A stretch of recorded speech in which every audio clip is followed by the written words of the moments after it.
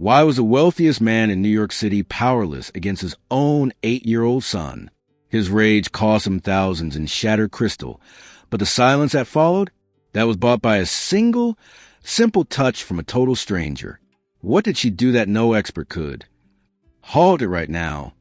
The billionaire's voice boomed, and at that very instant, another plate smashed onto the floor, splintering the porcelain into 1,000 shards.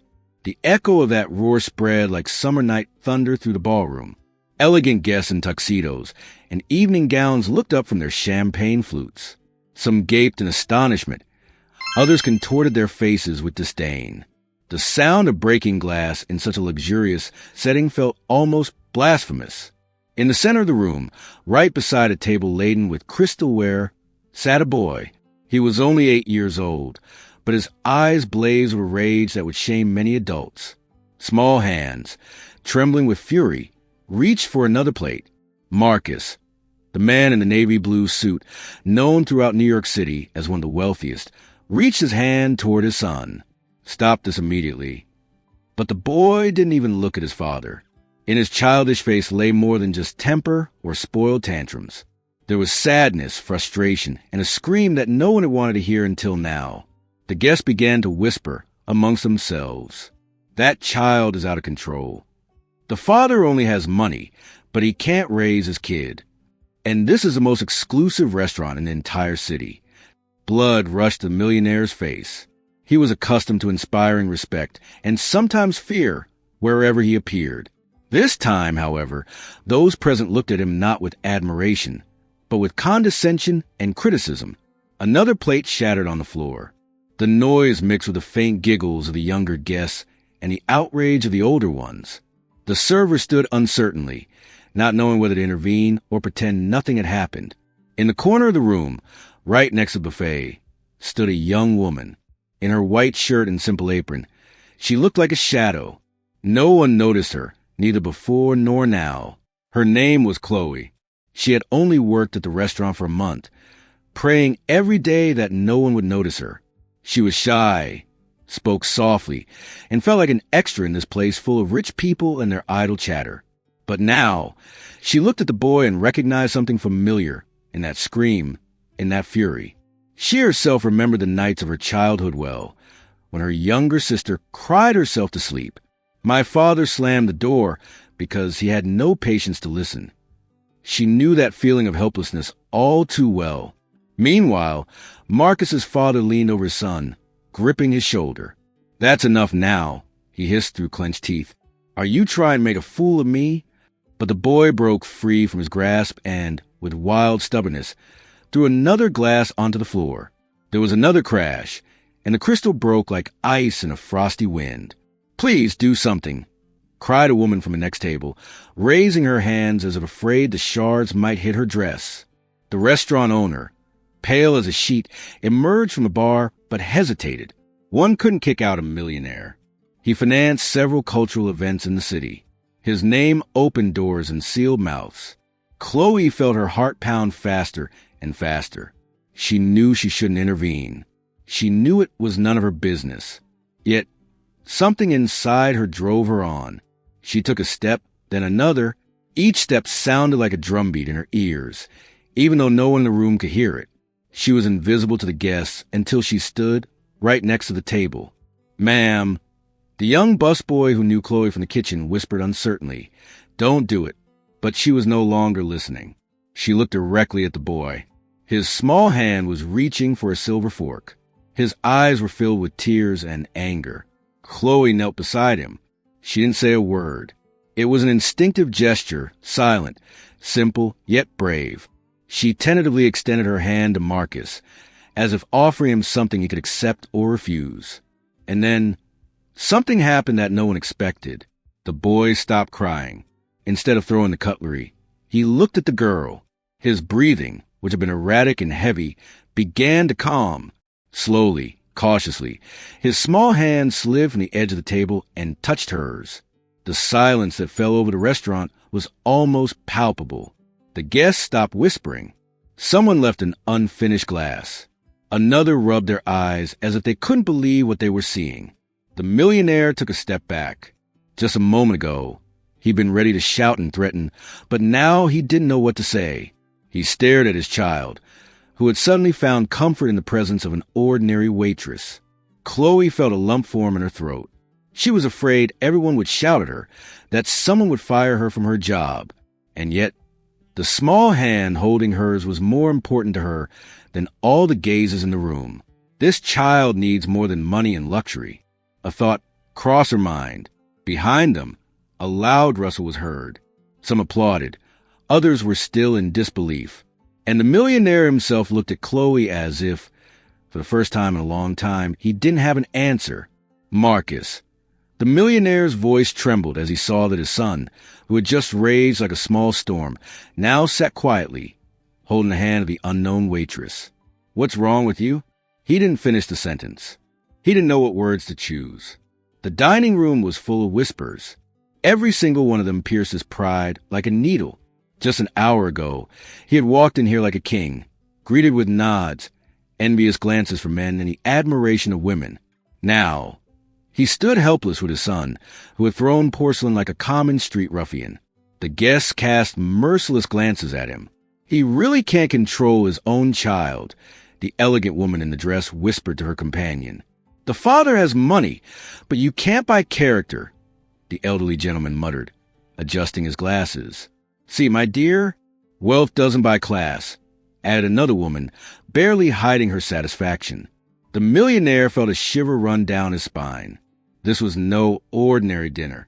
Tonight's dinner was supposed to be a meeting where he intended to finalize an important contract with foreign partners. The restaurant was full of businessmen, investors, and journalists, and now everyone had a story that would be in the newspapers tomorrow.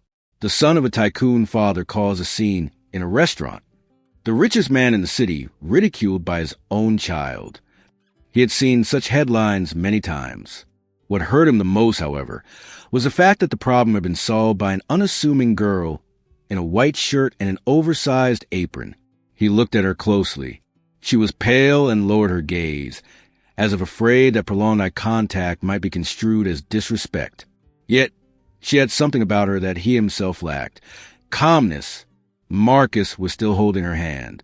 His small fingers clung to her hand, as if afraid the world would collapse again if he let go. Who are you? The billionaire's voice sounded sharper than he intended. Chloe looked up uncertainly. I just work here as a waitress, sir. Just a waitress? Someone from the ballroom repeated in a low voice, and it just hung in the air like a judgment. The restaurant owner quickly approached, sweating profusely. Mr. Thompson, please don't worry. We'll clean up immediately. Everything will be paid for. The millionaire didn't listen. His attention was still fixed on this girl. How was it possible that her presence was enough to stop his son from screaming? After all, he had spent a fortune on the best child psychologists, nannies, and teachers. Every one of them gave up after a few days, claiming the boy was a difficult case. Marcus, let go of this lady, he said sharply. The boy shook his head. No. The child's voice echoed in the silence. Everyone looked on in disbelief. It was the first word that had come out of his mouth since the start of the argument, and it sent a clear message. I'm not letting go. The millionaire felt as if someone had slapped him across the face. He was supposed to be the authority. It was his son who should listen to him. Instead, the child clung to the hand of a strange girl. Chloe sensed the situation spiraling out of control. Sir, I really didn't do anything. He's just had enough, he cut her off coldly. But the people at the nearby tables saw more. They saw that her presence calmed the child, that she, quietly and unobtrusively, did what the man whose name was a symbol of power and money couldn't. Servers began collecting the porcelain shards, and the room slowly returned to normal. However, this didn't mean the humiliation was over. The millionaire pushed his chair back, sat down heavily, and buried his face in his hands. Never before had he felt so small. His associates looked at him with hidden smiles. Some were even typing things on their phones. He knew those photos could be spread across the country tomorrow. Chloe wanted to leave. She really did. But the boy wouldn't let go of her hand. So she sat still, not knowing what to do. Her heart hammered like a drum. And at the same time, she felt something within her that she hadn't experienced in a long time. A strange courage. Mr. Thompson, said one of the business partners, a tall man in an elegant gray suit, I see you have challenges in your family, but please don't worry. We're all only human. There was a hint of mockery in his voice, even though he sounded polite. The millionaire looked at him from under his furrowed brows. He felt he couldn't afford to lose what little authority he had left. The matter is under control, he replied frostily, but it wasn't. Everyone could see that. Chloe lowered her gaze and leaned slightly toward the boy. Would you like some water? She asked softly. Marcus nodded. This small, ordinary side dealt another blow of defeat to his father. His son had been ignoring him for weeks, not speaking to him, and now he was answering questions from a strange waitress. Internally, he felt rage, but the rage was mixed with something he wouldn't admit. Gratitude, because for the first time in many months, he saw his son at peace. Chloe handed the boy a glass of water. He took it with both hands and took a small sip without letting go of her hand. Again, murmuring broke out in the room. See, she really has an influence on him. Maybe this girl should work at his house. Unbelievable. An ordinary waitress. Every word struck the billionaire's heart. An ordinary waitress. This term sounded like an accusation. He, who despised servants, who had never looked down on employees, now had to admit that it was someone like her who had saved his reputation from complete ruin. He closed his eyes for a moment. He saw the face of his late wife, the only person who could understand Marcus. Since her death, the boy had changed beyond recognition, and he had been preoccupied with business.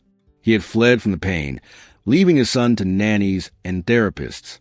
Maybe, just maybe, that was why this strange girl could now do something he couldn't. The millionaire suddenly stood up, smoothed his jacket, and walked over to Chloe.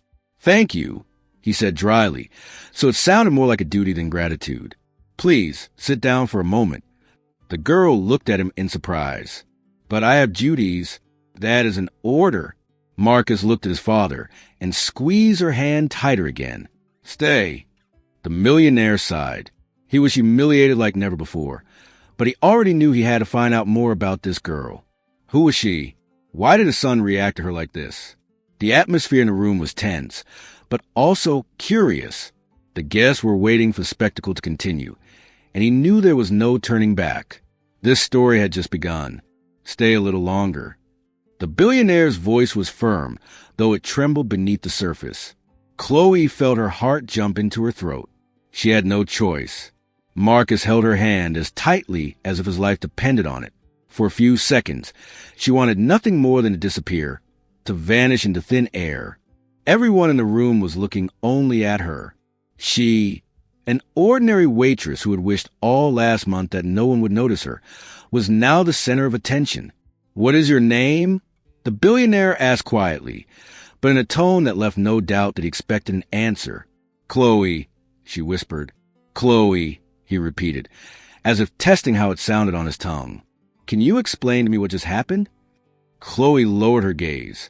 I really don't know, sir. I just walked up to him and held out my hand. Marcus squeezed her hand even tighter, as if confirming her words, and buried his face in her sleeve. Again, murmuring broke out in the room. Someone burst into laughter. Another cleared their throat awkwardly. The millionaire grimaced. This sight was both touching and humiliating. Amazing, he murmured coldly. Spent thousands of dollars on the best specialist, and then a waitress. That word hurt Chloe. She lowered her head even further, feeling her cheeks flush. She wasn't used to getting attention, let alone being mocked. She had started working in a restaurant because she needed money. Things had always been tough in her family. Her father had left them when she was 16 years old, leaving her mother with debt and 2 children. Although Chloe was already a teenager, she took care of her younger sister, who was often ill. It was she who calmed her sister's night terrors, sang her lullabies, and held her hand when she was afraid to fall asleep. Maybe that's why she reacted so naturally now. She had no knowledge of psychology. She knew no educational methods. She only had a heart that knew that sometimes a touch and a presence were enough to calm the storm. Mr. Thompson, maybe he just needed someone who wasn't afraid of his screams. She dared to speak quietly. The millionaire looked at her sharply. He was used to people weighing every word in his presence, And this girl dared to be more than just polite. No one is afraid of him, he replied frostily. My son is spoiled and temperamental. Chloe fell silent. She didn't want to argue, but she knew it wasn't true. I saw fear in the child's eyes, not just anger. Dad, Marcus suddenly said. His voice was soft but clear. Don't yell at her. The child's words hung in the air like a bolt of lightning. Silence fell over the room. The guests exchanged glances. It was the first time in months that the boy had spoken to his father. The millionaire opened his mouth, but said nothing. This moment hurt him more than all the gossip of the guests. Chloe felt she should do something to lighten the mood. She leaned over to the boy. Would you like to go outside for a bit? Get some fresh air? She asked gently. Marcus nodded. The millionaire signaled the security guard, but the boy reacted immediately, pushing his hand away.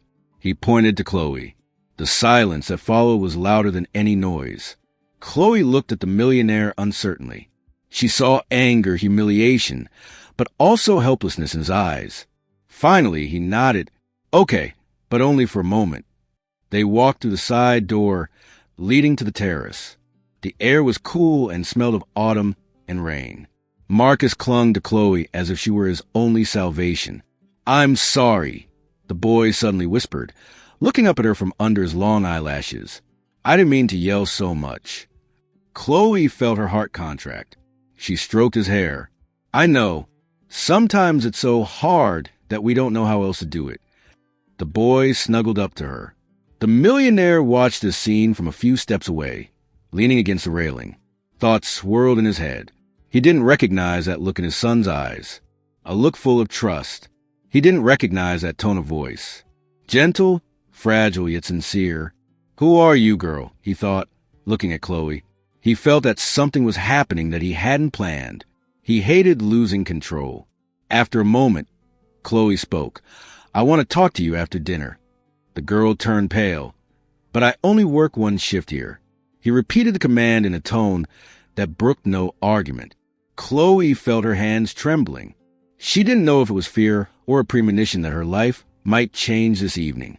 At that moment, the terrace was flooded with camera flashes.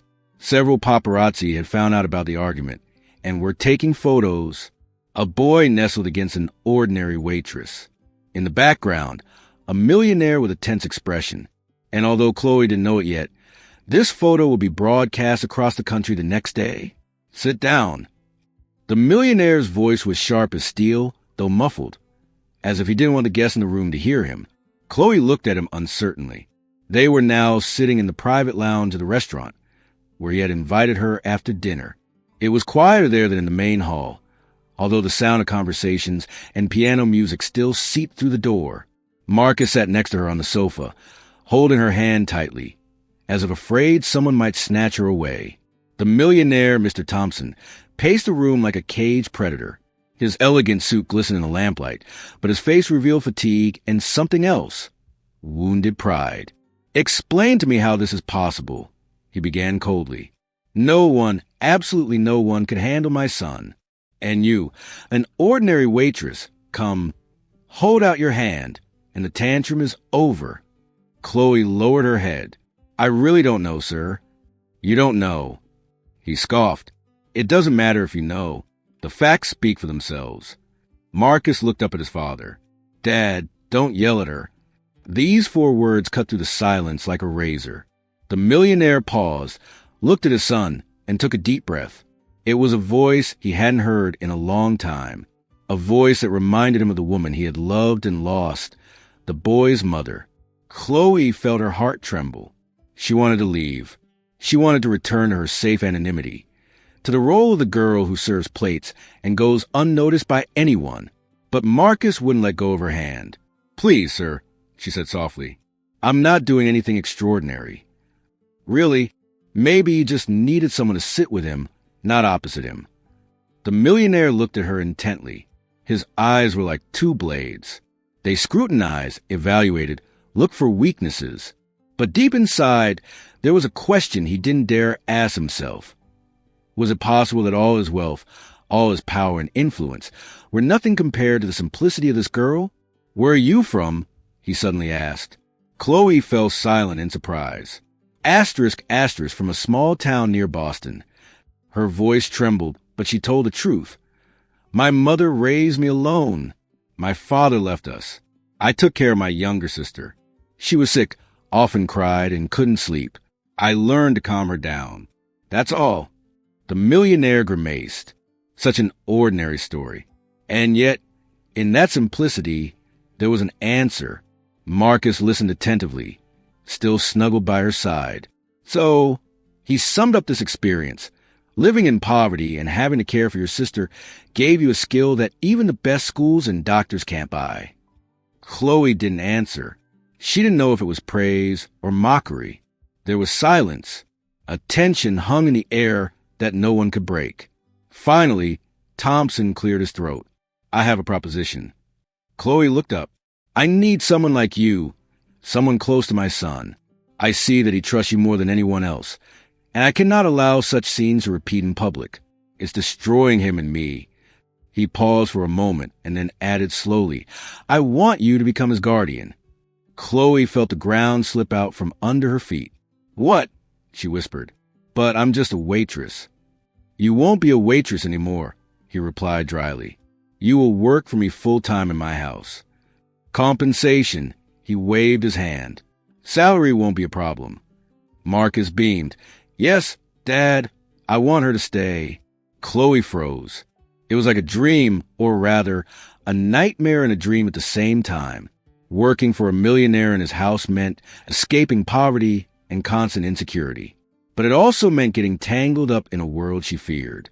The world of big money, newspapers, camera flashes, lies, and expectations. Sir, I don't know if I'm suitable. Her voice was barely audible. I've never. You're more suitable than anyone else. The millionaire interrupted her. I saw it with my own eyes. Marcus smiled, holding her hand tightly. Please stay. Chloe looked at the child, then the father. She felt that no matter how she answered, her life would never be the same. In the silence, the faint ticking of the clock in the corner of the living room could be heard. Every second felt like a countdown to a decision that couldn't be undone. Finally, she said, I need time to think. Thompson raised his eyebrows. He was used to people responding instantly to his commands. This was the first person in a long time who dared to tell him, not now. You have 24 hours, he replied coldly. Then I want to hear the answer. He stood up and signaled the security guard to end the meeting. Marcus looked disappointed but didn't protest. Chloe slowly stood up. Her legs were trembling, but she felt a strange warmth inside her. She didn't know what scared her more, thinking about staying in this world or refusing the offer. As she left the living room, she knew one thing. Her peaceful, quiet life had just ended. Chloe returned to her small apartment on the outskirts of Chicago, feeling as if her legs were failing her. The street was almost empty. The streetlights cast long streaks of light, and the moist evening air clung to her skin. She held a bag with a uniform in her hand, and the millionaire's words still echoed in her head. You have 24 hours. She climbed the creaking stairs of the tenement house and opened the door to her rented one-room apartment. The familiar smell of tea and dampness greeted her. On the table stood a photo frame with a picture of her mother and younger sister.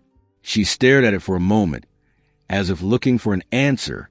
What should I do, Mom? She whispered, put down her bag, sat on the old couch, and covered her face with her hands. She could still feel the touch of Marcus's small hand, warm, trusting, as if saying, don't leave me. This feeling wouldn't leave her alone. She took her phone out of her coat pocket. The screen lit up with dozens of notifications. A colleague from work wrote, Chloe, have you seen it? You're on the internet. With trembling fingers, she opened a message with the link. The website of one of the local newspapers showed a photo. Her, an ordinary waitress, crouching next to a crying boy. Next to them, in the background, the silhouette of a billionaire.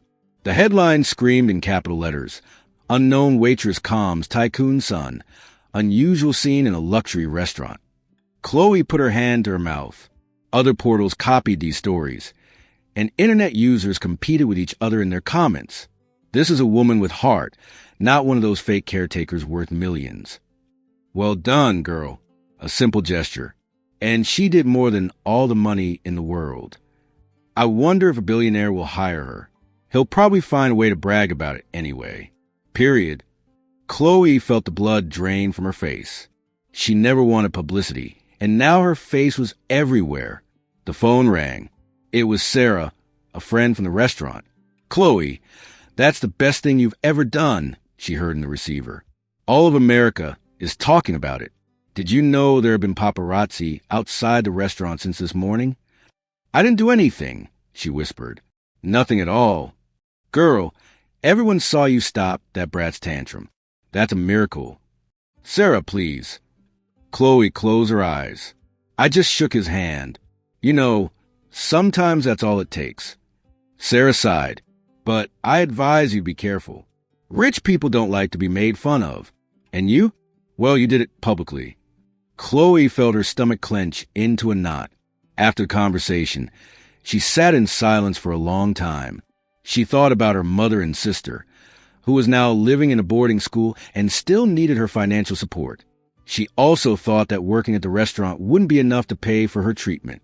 On the other hand, entering the world of a millionaire was like entering another galaxy. There was no place for simplicity and silence there.